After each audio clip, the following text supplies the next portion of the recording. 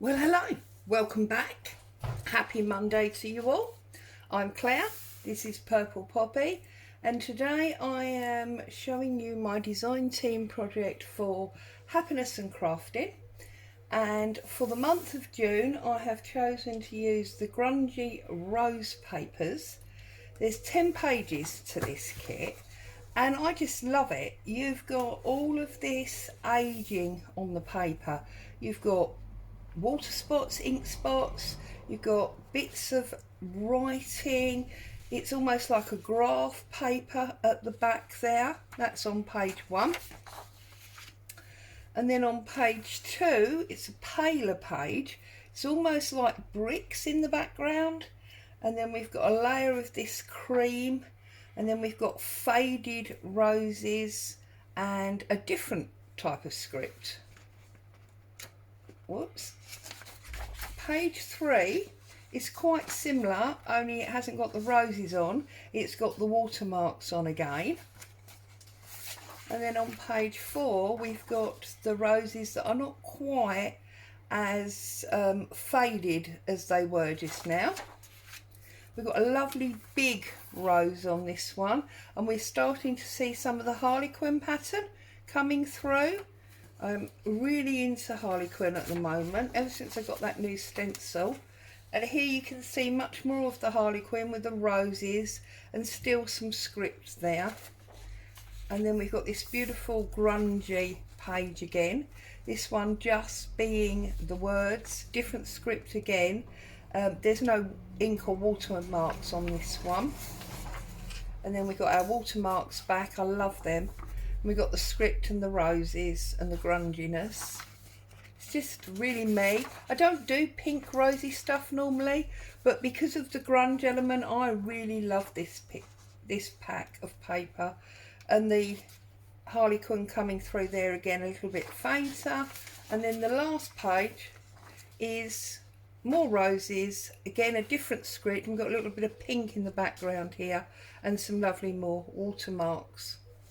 So that's the kit. It's obviously available on the Happiness and Crafting shop within Etsy. I will leave a link below in the description as always. And what I did this week was I've made, well, basically a book of letters, if you like. I was looking at this and I was looking at the notes that were scribbled over it, and I thought maybe these were notes between lovers or something like that. So my journal has got brown envelope covering. You can see the flap of the envelope there, and it's got the sender's details. And then obviously we've got our spine, and then the very back is the actual address of the envelope with a stamp and the postmark. Therefore I've chosen to do the closure in this red and white baker's twine because it reminded me of like a postage parcel string. So I've used that string as the closure, and then I just took some pink dyed papers and I cut out some teardrop shapes, and I've made this rose. It's loose on this side, but it's very strongly held in the middle. I want it to have a little bit of movement. And then I've just run over it with some of my walnut stain ink, and I've just sort of wrapped it in some of my builder's cloth and some ribbon, almost like maybe it had been a buttonhole or something like that wanted to be kept and stored. And I deliberately pressed it down a bit so that it looked, you know, a little bit dishevelled in this old book. So then if we open it up and we go inside, you'll see I've lined inside with the papers, and I've done a short page here, and I've chosen to edge in pink rather than walnut stain, and I've just done some stamping. We've got music paper, coffee dyed papers, and then I've done a folded little tuck there, just like that. Okay, and the way I did that was simply to take my page and just do like a pleat in it, just like that, glue it down, and then you've got that little tuck away in there. Okay, made bags decorated up with the paper and more stamping. And these bags haven't actually got anything in them at the moment. Just use this. But you've got a bag there that, oh, I can't, wrong angle with the camera. There you go. There's a bag pocket there that you can obviously, I've closed it again now, haven't I? Goodness me. There you go. That you can obviously, it's a big pocket. It's the whole of the page, look. So you can put big things in there. All our coffee dyed pages, and I've just used the papers to decorate up these bags because I wanted it to be this book of pockets that all these love letters were tucked into, or something like that. And then obviously I've used a piece there to come over, stamped on the back. And again, another bag. Yeah, it's another one of these bag pockets, been decorated with the paper and stamping. And then there's just a page there that leads in to a bit of a journal. Okay, another pocket that's been decorated with the papers. And there's another one. And I've used the papers all the way through to decorate these pockets. And then here we've got a fold out with the pink egg again. And we just come through. I've used the papers again to make little pretties for my strings. And there's a fold in again, the same as the other side. This is just coffee dyed vellum paper, and then we've got this little pocket on both sides. And the reason that to me is a good thing is because it enables you to tuck something larger right across. Yeah, so you can tuck it in there and then finish it, whoops, in there. Allows you to store something larger. And then here I just use vintage papers from my stash along with the bits that I had left to do a real big mottled collage on there. Coffee, dyed paper, line paper.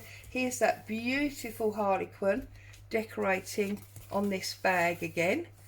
And then on the back, coffee dyed papers, another one of these pull-outs. You can always glue it and tuck in. I just wanted the pull-out. Another pocket, again, same decorations. Yeah, coffee dyed, a bit of stamping on the back of that one. It's beautiful harlequin. And then here we've got another one of these little pockets. Strip decoration on that page. Big sheet of it on the front. And obviously you can always use these to put photos on or whatever. And then there's another one there. Coffee dyed papers, music paper, the end paper the same as we had at the front, and then just a fabric lift up. I thought maybe something secret would go under there. So that is the letterbook that I made for my project. But while I'm here, I thought I would show you how I made them bags. I've shown you many times before, but I just thought I'd do one while I was here. So I'm just taking a page from the kit and I'm coming in roughly a third of the page, like so. Okay, turn it round and come overlapping about an inch, that's all. Now obviously I did my pages in copier paper and use the paper to decorate. You could do it with just the paper as I'm doing now. I then got my ruler about an inch up from the bottom. I'm folding it there. Make sure we get a really good crease in that. I'm then just going to take some scissors. I'm going to take my tag cutting card to cut off these corners you've seen me do this lots of times now. I've done this in lots of videos, and I'm sure other people have done very similar things, but just as I'd done it throughout that journal, I thought it made sense to show you. And if you open it out, and then these back pieces, we're going to cut at a bit of an angle. Not a huge angle, because look, there's the fold line, just a little bit. And then on this one, exactly the same.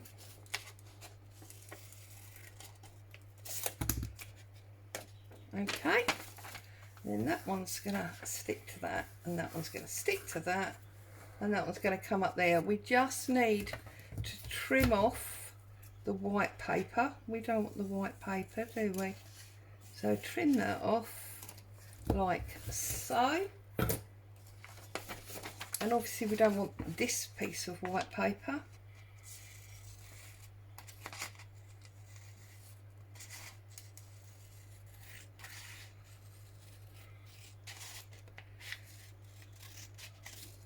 Okay, so I've trimmed that one off as well. I'm just going to get my Pritt stick, and I'm going to run glue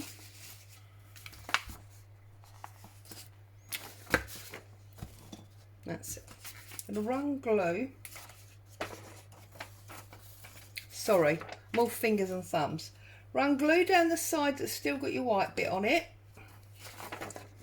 and bend it back in, and then the underside of the other side, the underside with no pattern on, bring that over, glue that down, turn it round, glue your tab, press your tab up.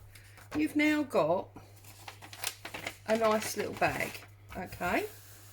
But I like to either use shaped scissors or a decal ruler to give me that paper bag look that you get from the shops.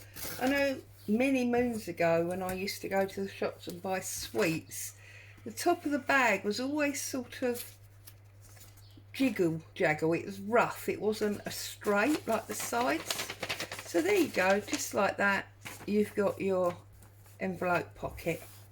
And obviously you can ink up all the edges if you want to, and because this is pink, it can be quite nice to ink it up in a pink or red colour, whatever you've got. Now I've got aged mahogany here, and I'm just going to quickly run ink up one side for you, and you'll see what I mean.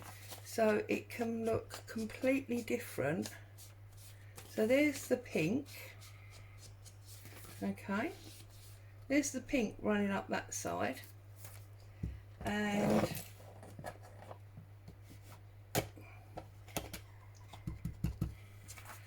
there's my walnut stain running across the top.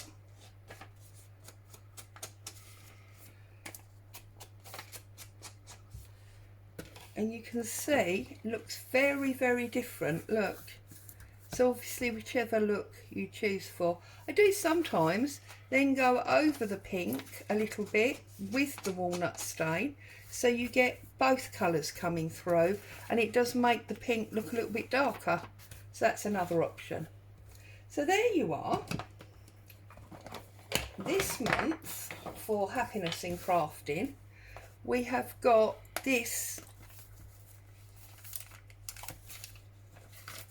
bag page journal with this rose on the front from the Grungy Rose papers.